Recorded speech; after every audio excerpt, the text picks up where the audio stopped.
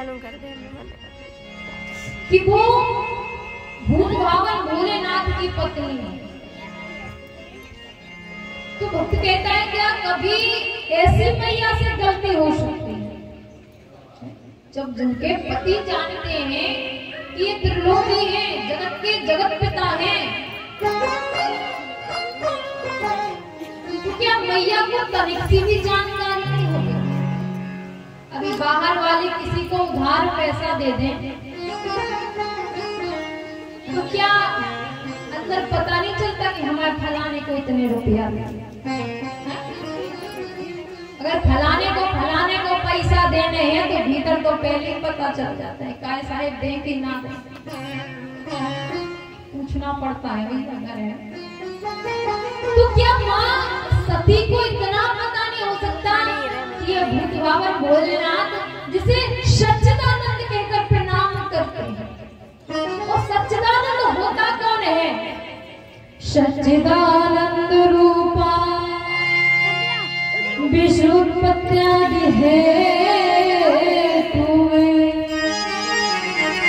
तापत्राय विनाशाय श्री कृष्णाय वयं नमः। सच्चित आनंद उसे ही कहते हैं सच्चिदानंद। सत को पहले सत्य बोलते थे, लेकिन अब जब साँझ कोई बोले ही नहीं तो सत्य तो हो ही जाए। तो सत्य को सत्य कहते हैं और चित्त को कहते हैं प्रकाश। जब हम कुछ पढ़ते हैं ना तो हमें प्रकाश की आवश्यकता होती है,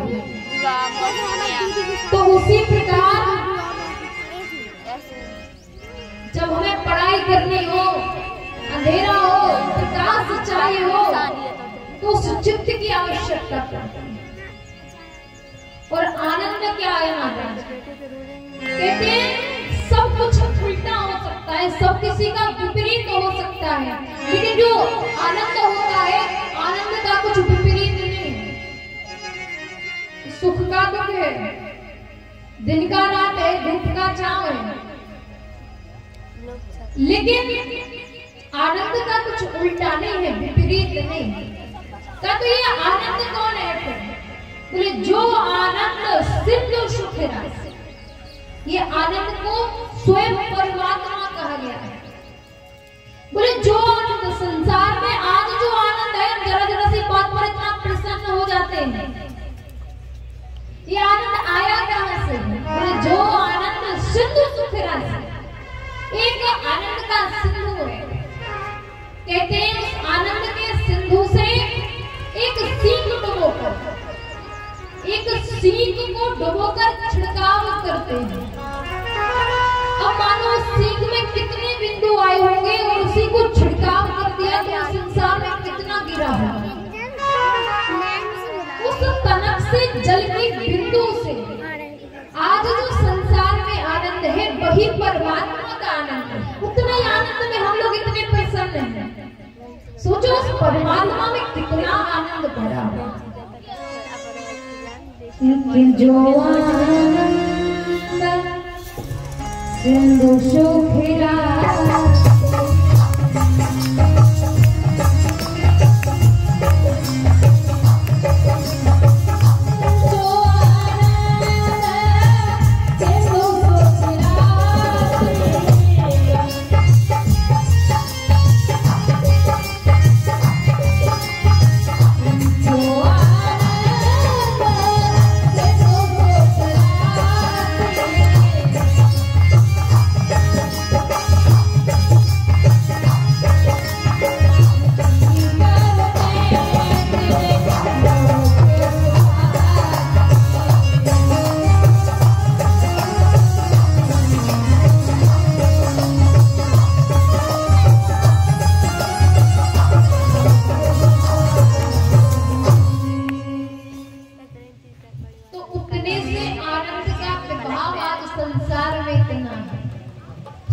परमात्मा के भीतर कितना आनंद समाहित है।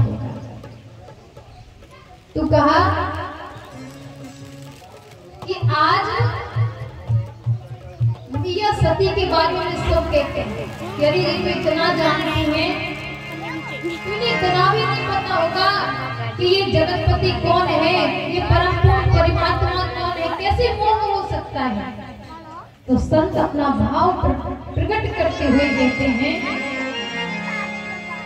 कि जैसे जब हमारा बालक चलना सीखता है ना, तो जो मैया उस बालक को चलना सिखाती है तो वो उल्टे पैर चलकर बालक से कहती है आ जाओ थोड़ा सा, अरे चल लिया आ जाओ थोड़ा सा।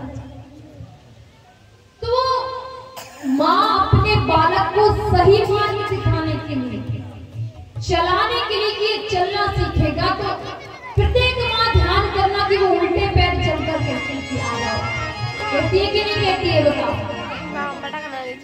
तो उसी प्रकार माँ सती आज उल्टे पैर चल रहे हैं। तो बताओ कि मैया सती भूल ना करती तो क्या कोई रामचरितमानस को जानता? भगवान की कथाओं को क्या श्रवण कर सकते हैं? तो किसी ना किसी को भगवान हेतु तो बनाते हैं। और आगे चर्चा भी है कि काल का स्वर्ण भी मारना है। तो कहीं ना कहीं कोई ना कोई अगर हमारा अनित हुआ है तो उसमें कुछ ना कुछ हित छुपा ही रहता है। कभी कभी देखते हैं ना कि हम गाड़ी से जा रहे हो और जरा सी टकराती, अरे राम राम राम, आज तो हम बार बार बचे। अरे तो बचे नहीं, वो बचाया है, बचे थोड़ी। तो आज माँ सती उल्टे पैर चलिए ताकि ये जनमानस, ये जो हमारी बाल गोपाल है, ये सीधा चल सके। तो कहते हैं कि जब माँ सती ने जो अग्नि प्रज्वलित की, वो अग्नि माँ पृथ्वी के भीतर समाहित हो, क्योंकि जब माँ सीता का वेश बनाया तो भूत बाबा भोलेनाथ ने कहा कि देखो ये तो मेरी माँ के समान है। अब जब माँ सती ने विचार किया कि हम सीता का स्वरूप किया, हम माँ के समान हैं, तो किसी के पास नहीं जा सकते। सीता की माता कौन है? पृथ्वी। तो हम तो पृथ्वी के ही भीतर जाएंगे। तो वो जो अग्नि है वो पृथ्वी में समाहित हो गई। और यहाँ वीरभद्र ने कोप किया, बकरे का सर लगाया गया। फिर समय व्यतीत हुआ। ये एक काल की कथा नहीं है, अनेक कालों की कथाएं एक साथ जुड़कर आती हैं। तो आज कहते हैं कि मैया सती ने राम जी से वरदान मांगा था कि ये देहाग्नि जो हम देह का त्याग कर रहे हैं ना, उसे हमें तनिक भी कष्ट नहीं है, क्योंकि पति से विमुख होकर हम रहना भी नहीं चाहते प्रभु। क्योंकि जब भगवान भूत बाबा भोलेनाथ समाधि में थे तो माँ सती सिर्फ एक ही बात कहती थी कि जो प्रभु दीन दयाल का। अरे संसार कहता है कि आप दीन दयाल हो, और यदि आप सत्य में दीन दयाल हो तो ये हमारा जो शरीर है वो त्याग कर जाएगा। क्योंकि सब जानते हैं त्याग शरीर का होता है, आत्मा का नहीं। आत्मा बदलती है, शरीर बदलता है, लेकिन आत्मा कभी नहीं बदलती। आत्मा तो एक ही रहती है। इस शरीर से उस शरीर में चले जाते हैं, पशु बन जाते हैं, पक्षी बन जाते हैं। तो मैया सती ने राम जी से वरदान मांगा कि हमें कष्ट नहीं है कि हम इस देह का त्याग कर रहे हैं, हमें कष्ट है कि जितना भी हमारा जीवन बचा था वो पति के विमुख होकर निकला। हम चाहते हैं कि हम दोबारा आज संसार में आए और शिव जी को ही अपना पति बनाए। कि सती मरत हरि सन बर्बाद,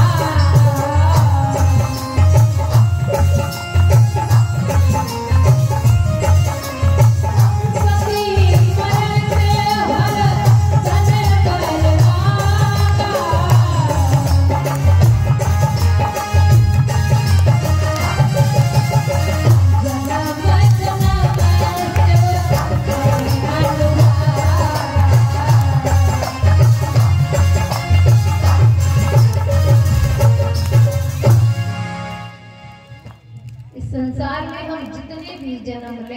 हर बार हमें शिवजी ही पति के रूप में मिले। तो देखो, एक बार जब भगवान कोई भक्त को आश्वासन देते हैं या वचन देते हैं या आशीर्वाद देते हैं तो वो कभी खाली नहीं जाता। तो भगवान ने मैया से कहा है तो वो वचन तो पूर्ण होना ही है। तो गोस्वामी तुलसीदास जी महाराज कहते हैं, कितने कारण है गिर ग्रह जा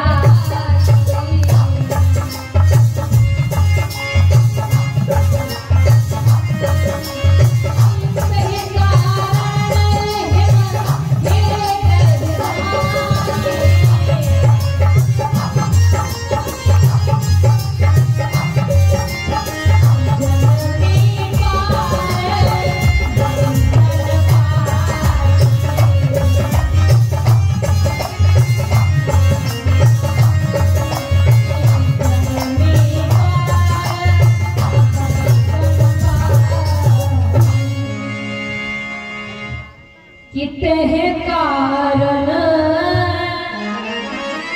हेम ग्रह ग्रह जाए जननी पार्वती तन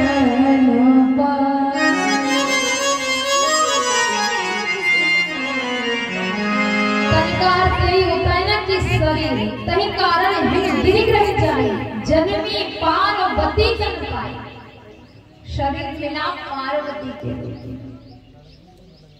तो कहते हैं कि जन्म तो मिला, हिम का अर्थ होता है पर्वत और गिरी का अर्थ भी पहाड़ या पर्वत भी होता है। तो एक बात बताओ, ये पर्वत के यहाँ क्यों पैदा हुए? पार्वती मैया पर्वत के यहाँ क्यों पैदा हुए? कहा अब यदि हमारे साथ कुछ गलत होगा या हमारा परित्याग होगा, हमसे कोई भूल होगी तो कोई ये नहीं कहेगा कि ये दक्ष की पुत्री है, उसी दक्ष की पुत्री है। अब कोई कहेगा तो यही तो कहेगा, अरे पर्वत की बुद्धि जड़ होती है, उसकी पुत्री जड़ है, तो क्या बड़ी बात है। इसीलिए हम पर्वत के यहाँ कि अगर कोई कहेगा भी तो हमें और हमारे पिता का कोई दोष नहीं लगेगा कि अरे पर्वत की पुत्री है, जड़ की पुत्री है, तो उसे कोई स्मृति नहीं है तो इसका भी कोई दोष नहीं। अब कहते हैं जिस दिन से पार्वती जी का जन्म हुआ हिमाचल प्रदेश में, तो कहते हैं वहां का वातावरण इतना मंगलमय हुआ, लता पताएं प्रफुल्लित होती हैं, नए नए पुष्प लगते हैं, यहाँ से झरना बहता है, पर्वतों ने भी मानो हरी चादर ओढ़ रखी, सुंदर सुंदर जीव जंतु विचरण कर रहे हैं, एक साथ सिंह गाह चारण करती है। इतना मनोमय सुदर्शन दर्शन बना आज वहां। तो हिमाचल प्रदेश आज पूरा परिवर्तित हो गया, क्योंकि जिस घर में पुत्री का जन्म होता है उस घर की रौनक अपने आप ही बढ़ जाती है, लेकिन वो अपनी अपनी भावना है। क्योंकि रघुकुल रीत सदा चली आई, जैसे वो रीत चली आ रही, ये भी रीत चली आ रही। मन से तो कहते हैं हमें बड़ी प्रसन्नता है, लाली भाई है, लेकिन भीतर वाले मन से पूछो कि लाली की प्रसन्नता है भी कि नहीं। तो आज जैसे ही हमारे घर में पुत्र या पुत्री का जन्म होता है तो पंडित जी को बताते कि महाराज तुम लिख लेना तिथि वगैरह है, लगन में से जो भी हो, हम लोग तो कुछ जानते हैं। तो जब जगतजननी माता का जन्म हो तो ब्राह्मण भी तो ऐसा वैसा नहीं है। नारद कि नारद समान चार जग पाए,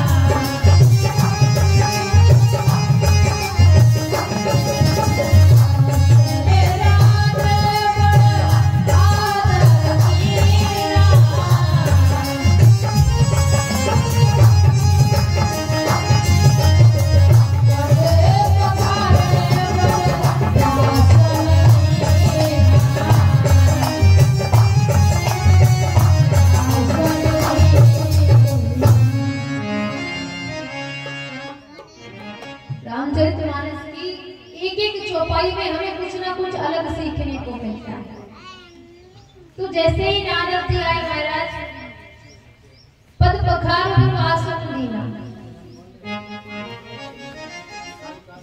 उनका पद प्रक्षालन किया, सुंदर आसन पर बिठाया, प्रणाम कराया मैया पार्वती। उसके बाद ही पूछा, पहले नहीं पूछा कुछ भी।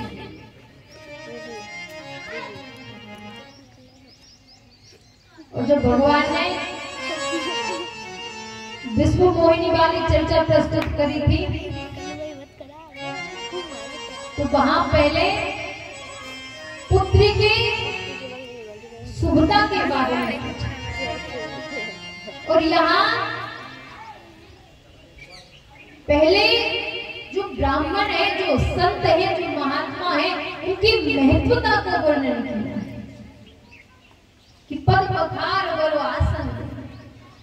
अरे जब हमारे घर में कोई आता है ना, संत आते हैं, महात्मा आते हैं, कोई शुद्ध पुरुष आता है, तो सबसे पहले उसके पद प्रक्षालन किया जाता है, फिर उसे बिठाया जाता है,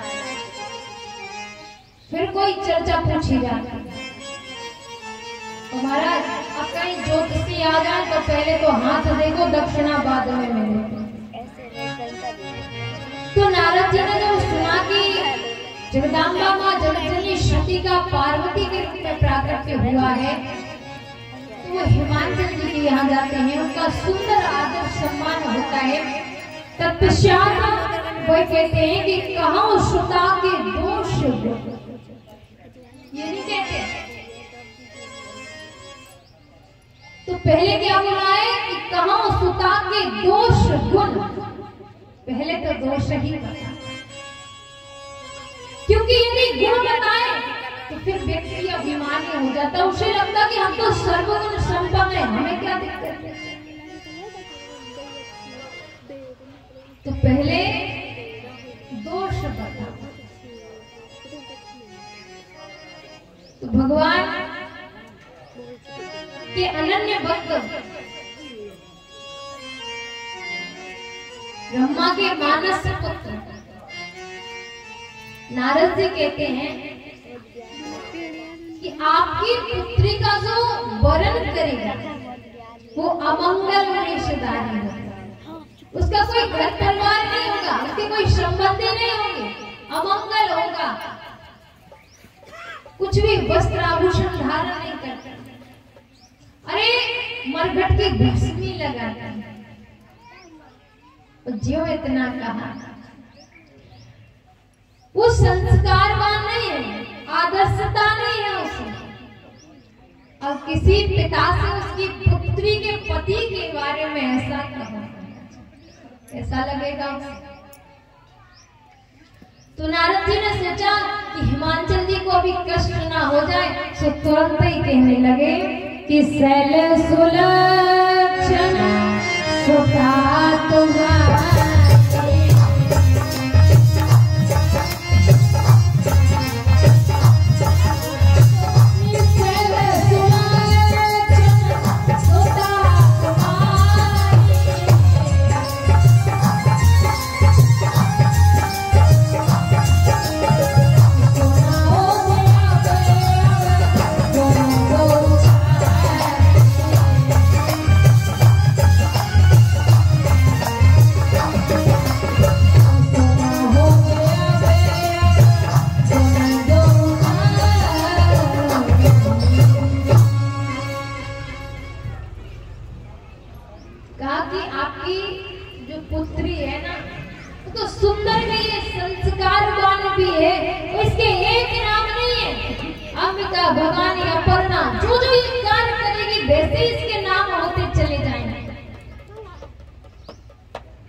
तो मैया मैना कहती है कि भगवान आपने जो बनाया है तो ठीक है, लेकिन आपने पति के बारे में बताया ना कि गुणहीन है, माता पिता हीन है, मान हीन है,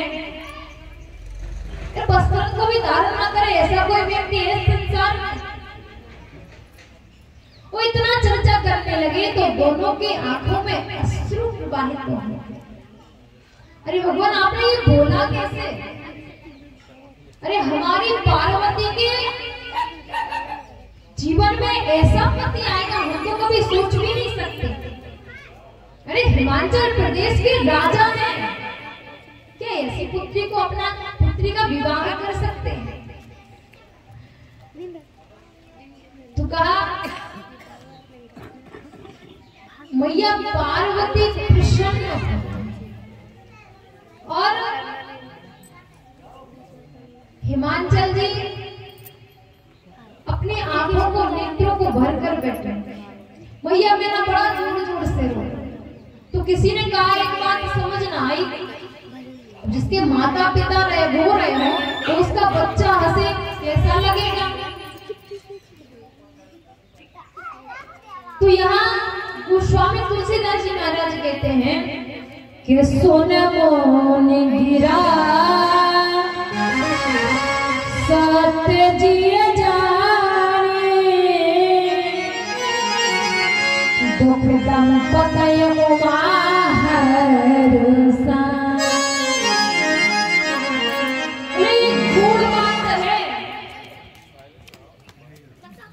कौन सी गुड़ बात है कि भैया देखो माता पिता तो रो रहे और मैया प्रसन्न है। सुन मुनि गिरा सत्य जिए जाने, मानो कि नारद जी कह रहे हैं वो सत्य होगा कि हमें ऐसा ही पति मिलना है। बोले नारद हो ये भेद ना जाना। क्यों नहीं जाना महाराज? नारद जी तो सब जानते हैं। तो कहा कि मानो हम किसी से कोई वार्ता कर रहे हैं, लेकिन उस वार्ता के बीच में भी हमारा मन कहाँ है ये कोई नहीं जान सकता। बताओ जाने? नहीं जान सकता ना। तो उसी प्रकार मां पार्वती कहती है कि भलाई की नारद जी ने बता दिया तो ये चिंता देना में खत्म हो गई। उम्र में विचार करने लगी कि होए नाम रसा देवरे सिभा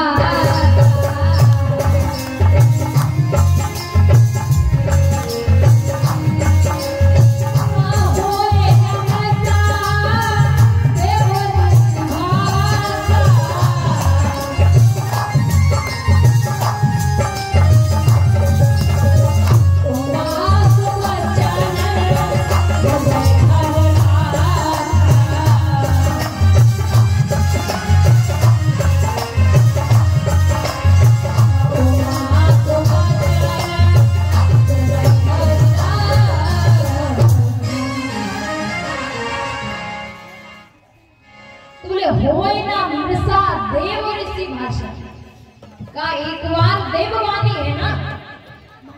नारद जी की बात कभी असत्य नहीं होती। बोले नारद जिसकी बात कभी रद्द ही ना हो महाराज, वही तो नारद है।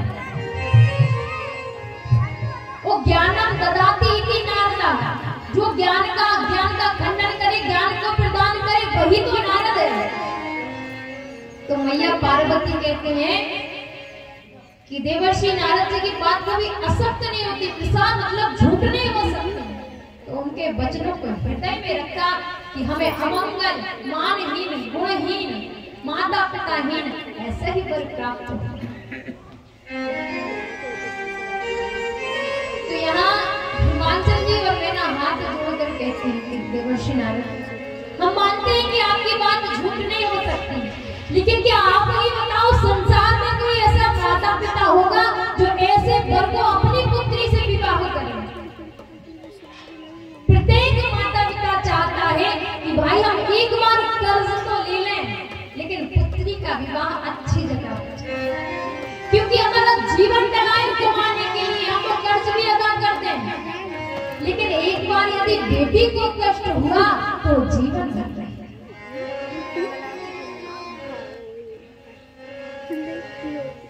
और आप कहते हो कि इनको हम अपनी पुत्री से विवाह करते और यही संयोग है, तो क्या आप बताओ हम मान सकते हैं?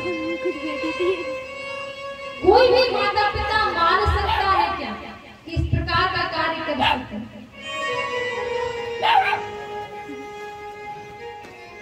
तो नारद जी कहते हैं जो अमंगल को भी मंगल में बदल दे ऐसा वर बताएंगे।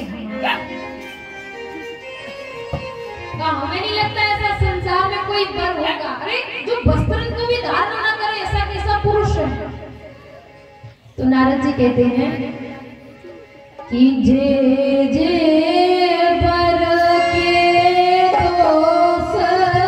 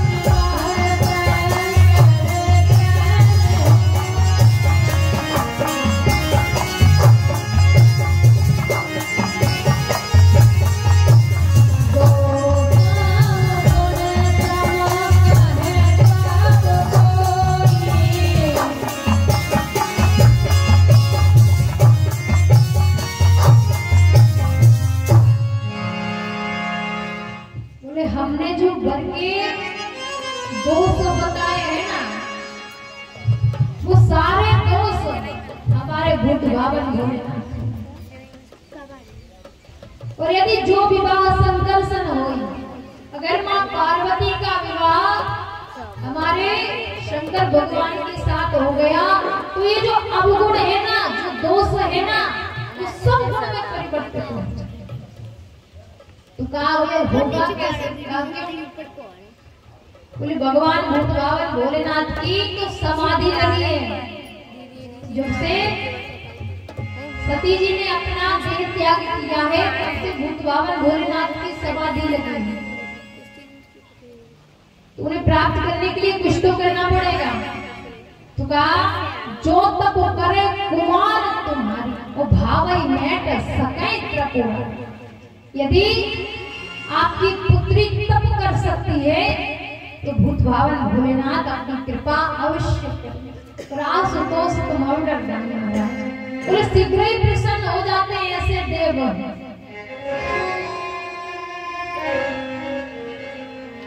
तो यहाँ माँ सुनैना मैना कहते हैं कि देखो हिमांचल जी, कुछ भी करना, लेकिन ऐसे पर को हम अपनी पुत्री का विवाह तो कर नहीं सकते। बोले जो घर पर कुल हो या हो पाए। बोले कैसे? बोले जो घर पर, पहले तो घर हो, बाबा का तो ना घर है। बोले बर, बोले ना तो बरई में ढंग है। और कुल तो कुछ पता ही नहीं महाराज, कौन जन्मा और कौन मर गया। करे विवाह सुता अनुरूप, लेकिन हम सुता के अनुरूप तो नहीं करते। हमेशा पिता चाहता है कि पुत्री का घर हमारे घर से ऊपर ही हो, नीचे नहीं हो। कभी देखा है आपने? तो मैया रोती है कि देखो हम ऐसे व्यक्ति के साथ अपनी पुत्री का विवाह कभी नहीं कर सकते। तो मैया पार्वती ने विचार किया कि अगर मैया ऐसा ही रोदन करती रही, तो ना तो हम तप कर पाएंगे और ना ही शिव जी को पुनः प्राप्त कर पाएंगे। तो मैया कहते हैं कि माँ आज हमने एक स्वप्न देखा, और उस स्वप्न में हमें दिखाई दिया कि यदि हम तप करेंगे तो हमारा जो कष्ट है वो कष्ट दूर हो जाएगा। अरे तप से क्या नहीं होता, तप के प्रभाव से शिव जी महाराज इस पृथ्वी का भार धारण करते हैं। तप के ही प्रभाव से भगवान विष्णु इस सृष्टि का सृजन करते हैं। भगवान भोलेनाथ श्रृंगार करते हैं, संचार करते हैं। अरे तब से तो सब संभव है, तो क्या आपकी पुत्री तप नहीं कर सकती? बहुत समझाया मैना ने कि पुत्री तप करने के लिए जाओगी, वन में हिंसक जीव जंतु रहेंगे, कुछ भोजन नहीं मिलेगा, तुम कैसे रहोगे? तो आज मां पार्वती ने अपनी मैया मैना को बहुत अधिक समझाया और जैसे ही आज्ञा मिली तो आज तप के लिए जाते हैं।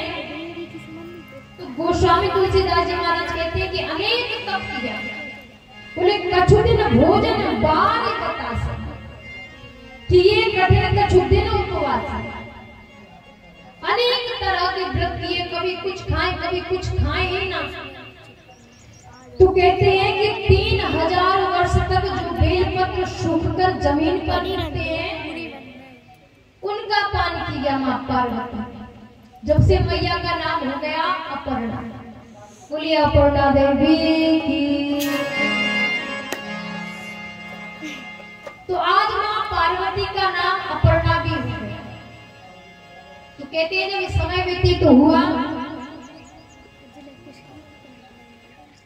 मैया ने अनेक तप किया और तप एक ना एक दिन प्रभाव दिखाते हैं। तो आज आकाशवाणी होती है कि देवी आप जो तप कर रही हैं, इस तप से प्रसन्न होकर आपकी जो मनोकामना है वो अवश्य होगा। और जिस दिन भी आपके पिता आपको बुलाने के लिए जाएंगे, आप प्रसन्न होकर जाएंगे। इधर भूत भावन भोलेनाथ जब से सती जी ने अपने देह का त्याग किया, तपस्या कर रहे हैं। अब देवता बड़े परेशान हैं तारकासुर से। और देखो जब जब दैत्यों से देवता परेशान होते हैं तो भगवान कोई परेशान नहीं। जब रावण से परेशान हुए तो राम जी को वन देना पड़ा, और आज परेशान हो रहे तो राम जी के पास पहुंचे कि प्रभु आप ही रक्षा कर सकते हैं।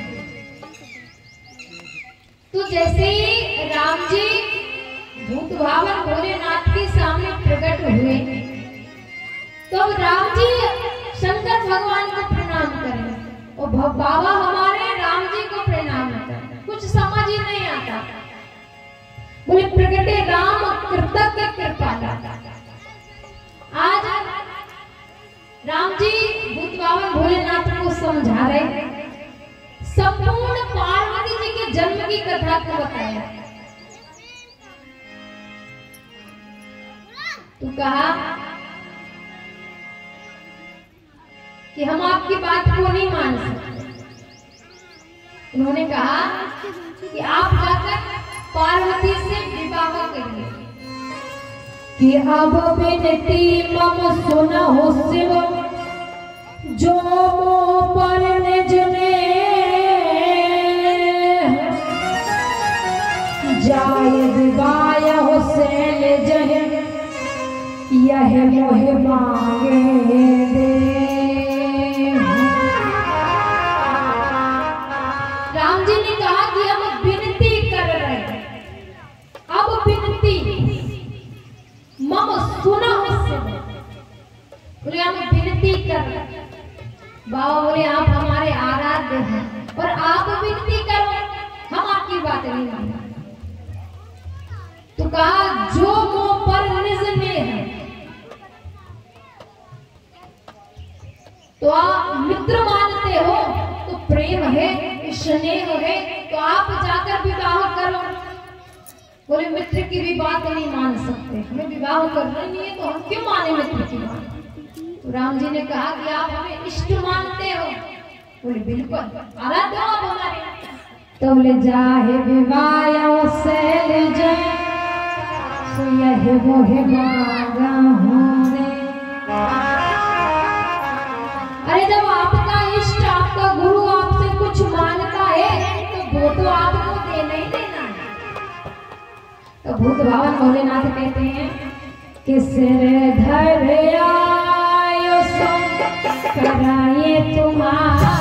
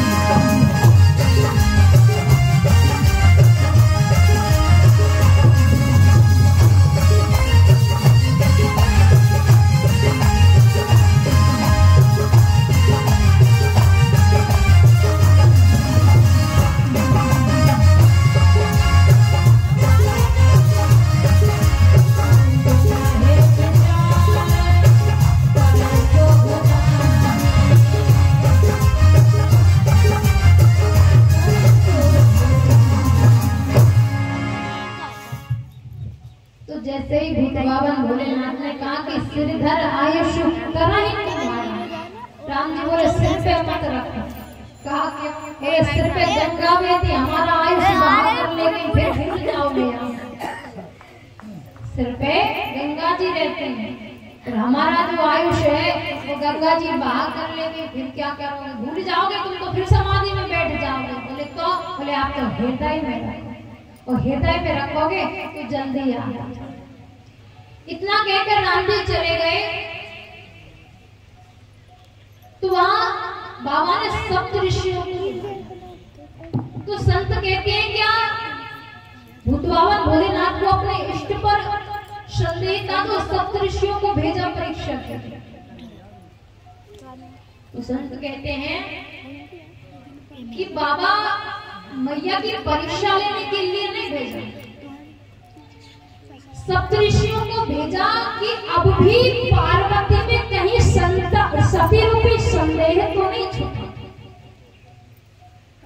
आज भी सती पार्वती के रूप में तो आई है, लेकिन आपको इतना सा करना है कि आज भी माँ पार्वती में सती रूपी संदेह छुपाओ तो लौट आना, और मानो परिपूर्ण पार्वती आई है तो निश्चित है कि अब विवाह करना।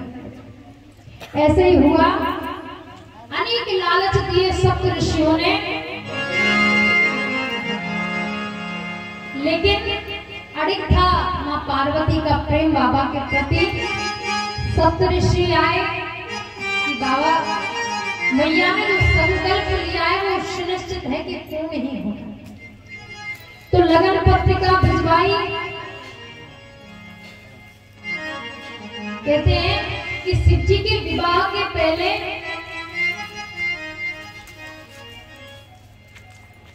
गणेश जी का पूजन हुआ था।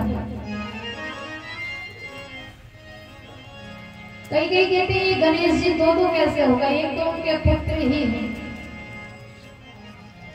तो ये गणेश जी वो हैं जो पूजा के लिए होते हैं, जैसे देवता के रूप में। तो मां शिव जी और पार्वती के विवाह में पहले गणेश जी का पूजन हुआ।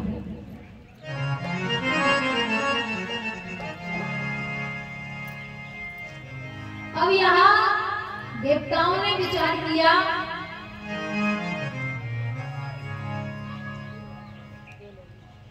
कि प्रभु का विवाह जब होगा,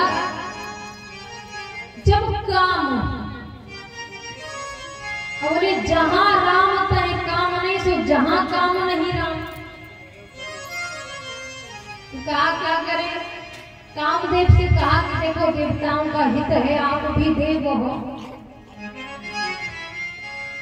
तो कामदेव ने अपनी संपूर्ण माया को फैलाया। कहते हैं कि सारा संसार काममय हो गया, लेकिन शिव जी की समाधि पर कोई प्रभाव नहीं चला। तब कहते हैं 5 बाण पुष्प धनुष पर संधान करके कामदेव ने चलाए, जो शिव जी के हृदय में लगे। और जैसे ही शिव जी की तपस्या भंग हुई, तीसरा नेत्र खोला, कामदेव का जल गए, और उनकी पत्नी आई तो उन्होंने कहा कि द्वापर में जो कृष्ण का पुत्र होगा वही तुम्हारा पति होगा। अब देवता पास ना जाना कि भाई जब तीसरा नेत्र खुला है, कामदेव तो चले गए, हम कोई और ना चले गए, क्योंकि देवताओं ने सिखाया है कि स्वार्थ लाग करें सब प्रीति। और जब देवता अभी कहते हैं ना, अरे देवता नहीं से चला आ रहा, भाई हमारी क्या क्या। तो सभी लोग शिव जी के पास में गए, बोले प्रभु हम तो अपना आपका जो विवाह है अपने नेत्रों से देखना चाहते हैं, और कुछ नहीं, नेत्रों से आपका विवाह देखना चाहते हैं। तो कहा आप तो विवाह करने के सारे क्रियाकलाप सुनिश्चित हो गए। तो लगन पत्रिका हिमाचल प्रदेश भेजी गई। सुंदर विवाह की वो घड़ी आती है।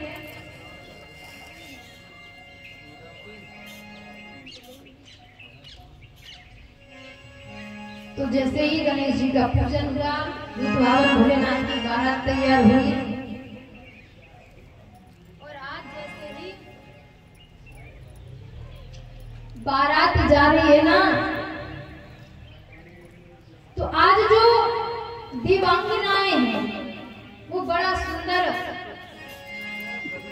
नंदी पर हमारे भूत भावन भोलेनाथ बैठे हैं, क्योंकि भगवान भूत भावन भोलेनाथ की तो बारात है, बारात थोड़ा ही कहा क्यों? बोले किसी के तो हाथ हैं तो किसी के एक भी नहीं है, वो किसी के हजारों हाथ लगे,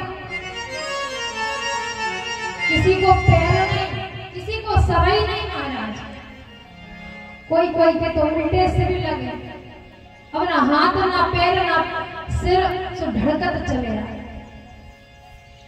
अतरंगी सखा है, और वो सखी कैसे जो अपने मित्र की बारात में ना, तो ऐसी अतरंगी बारात बनाई हमारे भूत भावन भोलेनाथ की। बोले जस दूल्हे तस बनी बारात, जैसे हमारे भोलेनाथ जी हैं तो वैसे ही तो बारात बनी। तो देवताओं की स्त्रियां कहती हैं कि इस दूल्हे के लिए संसार में कोई दुल्हन ही नहीं है। बोले बरलायक दुल्हन जगह है। और जैसे ही समीप पहुंचे नगर के, सो देवांगनाएं गाती हुई जाते हैं, कहते हैं कि बना जे देखे पेल पेल बेल पे झूमत आवे,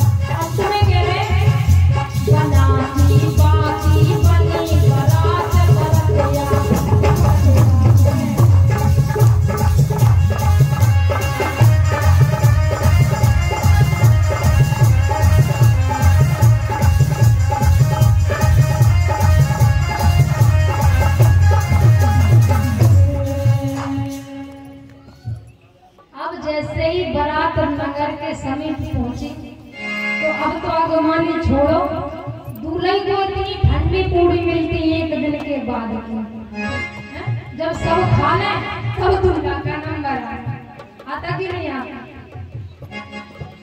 तो आगवानी के लिए जैसे ही पहुंचे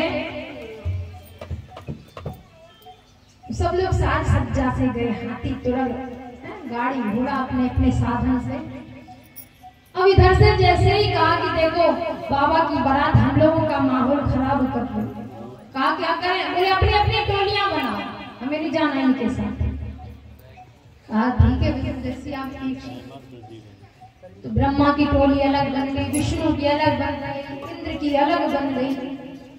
तो जैसे ही ब्रह्मा जी आए तो जो आगवानी के लिए आए, अरे वाह क्या दूल्हा है, अरे क्या दूल्हा है, 4 मुख वाला दूल्हा, अरे कितना सुंदर। तो जैसे ही आए तो ब्रह्मा जी बोले हम दूल्हा नहीं, हम तो दूल्हा के पिता। अरे वाह, अरे जिसके पिता के 4 मुख हैं तो दूल्हा के 3 तो होंगे। ब्रह्मा जी की टोली आ गई। अब जैसे ही विष्णु भगवान आए, अरे वाह क्या सुंदर रूप है, इतना सुंदर दूल्हा तो हिमाचल प्रदेश में आज तक आया है ना आएगा। भगवान विष्णु ने कहा कि हम तो बाबा के सखा। अरे वाह, जब उनके मित्र इतने सुंदर हैं तो दूल्हा कितना सुंदर होगा। इतने में इंद्र अपने अरे वाह, कहा हम तो उनके सेवक हैं।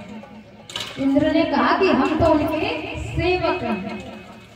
तो आगमनी करने वाले लोग कहते हैं अरे वाह देखो तो जिनके सेवक ऐरावत हाथी से उतर कर आ रहे हैं, वो दूल्हा तो पता नहीं किस पे बैठ गया। अब नंबर आ रहा। कहा जैसे ही बाबा नगर में प्रवेश करते हैं सो आगमनी में जो बच्चों को बड़ा शौक लगता है, छोटे छोटे बच्चा, अरे हम भी तो बारात देखेंगे, हम भी तो गौरा का दूल्हा देखेंगे। जैसे ही भाग भाग कर गए आगमनी के साथ के दूल्हा को देखेंगे, और जैसे ही टोली आई और दूल्हा को देखने का समय आया, वो बच्चे ऐसे भागे कि एक सांस तो आगमनी नगर के बाहर ली और एक सांस सीधा अपने घर के बाहर। भीतर से मैया कुंडी लगाए, बाहर से बच्चे मैया सांकर तो खोलो, मैया सांकर तो खोलो। अब बोल ना पाए, अब थके हारे हाथ नहीं चल रही, कहा बोले तो कहा बात क्या हुई, अरे मैया पहले दरवाजा तो खोलो, जब तो बात बताए, सांस रहे तब तो बात बताए। और जैसे ही कुंडी सांकर को खोला, बालक भीतर आए, मैया ने कहा कि पार्वती को दूल्हा कैसे है। सोए वो दूल्हा नहीं है, बोले साक्षात यमराज की बारात आई है, पार्वती को दूल्हा नहीं, यमराज की बारात है। तो कहा हाथ क्यों रहे, बोले पहले कुंडी सांकर लगा लो। कहा क्यों, बोले इतने भूत तरंगी रंगी भ्रंगी श्रृंगी पता नहीं का है महाराज, प्रीत 50 चांदा। तो दरवाजा बंद कर लो, एक आध घरे आ गो तो जीवन भर घरे ही रहे। अब इधर आगमनी में जो घोड़े हाथी गाड़ी वाहन जो भी थे वो भी भाग चले। तो संतों ने विचार किया कि क्या आगमनी के लिए कोई नहीं रहा, आगमनी के लिए तो वही रहे। का कौन, बोले एक तो भी, बोले कि आर रहने के पार रहे महाराज। बोले कैसे, जो बूढ़े बूढ़े व्यक्ति गए थे ना आगमनी के लिए, बोले कहा देखो भागेंगे तो घर तक तो भाग नहीं सकते, बूढ़े व्यक्ति है भैया, भागेंगे तो कितना भाग सकते, और ये तो ऐसे और लड़कते ही चले आ रहे, ना हाथ है ना पैर है। तो कहा अगर ऐसे लोग हैं तो अगर हम भागेंगे तो भाग पाएंगे नहीं, इसलिए खड़े रहो, या आर होंगे या पार। तो ऐसी हमारे बाबा की बारात आई, तो नगर में जैसे ही आई तो मैया मैना परछन के लिए आई। जैसे ही परछन के लिए तैयार हुई तो जैसे ही बाबा को देखा महाराज उस थार को फेंक दिया। तो बाबा के सखाओं ने कहा कि प्रभु आपकी मैया ने थार को क्यों फेंक दिया। अब बाबा देखो अपने ससुराल की बात है, खुद ही बदनामी कराओ तो खूब कराओ। कहा यहाँ का ये रिवाज होगा कि दूल्हे को देखो और थाली फेंको।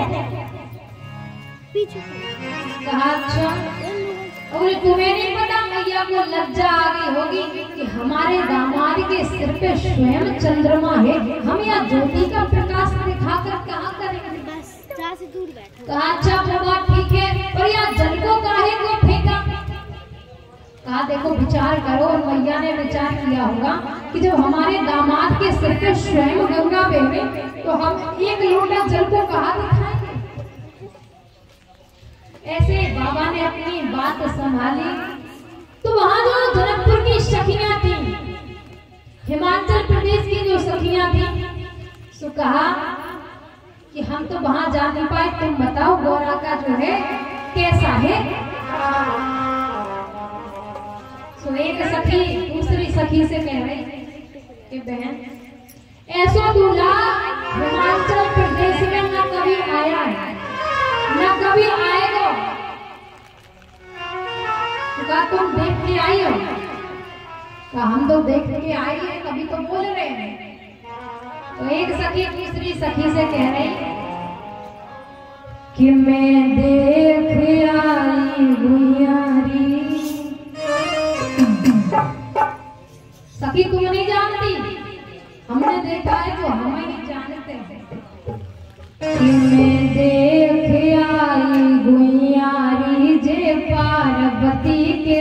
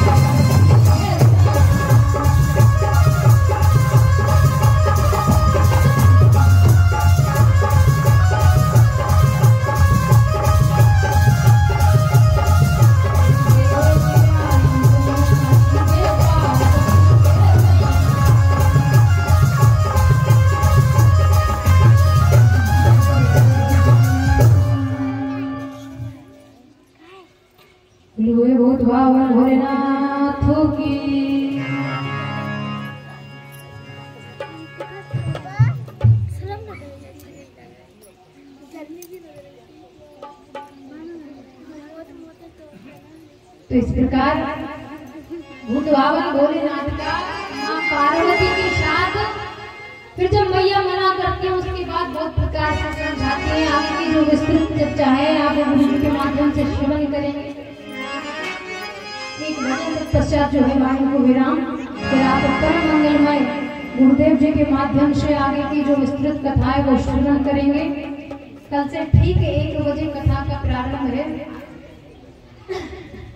तो मैया एक बात बोले, आपको अपने अपने पड़ोसी की कसम है, जो आपके बगल में बैठा ना उसकी यही कसम है, समय से आना है। वो कहते हैं ना कि एक के साथ यदि आप 2 को लाओगे तो जो लेकर आए उसका पुण्य आप ही को मिलना है। अब देख लो 5 दिन कितना पुण्य अर्जित करना है।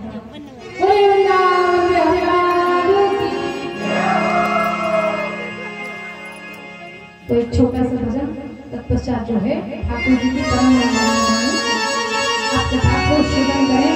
तो वक्त कहता है कि जपता रहता नाम जो सुपास नयाता का, स्वयं उसकी रक्षा करे स्वभूत पत्नी महाका। ध्यान मगन रहते सदा और पर्वत पर है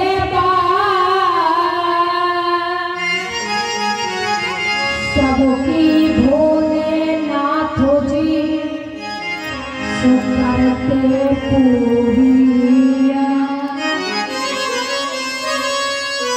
तो भक्त कहता है कि जैसे निर्धन को मिले हीरे मोती,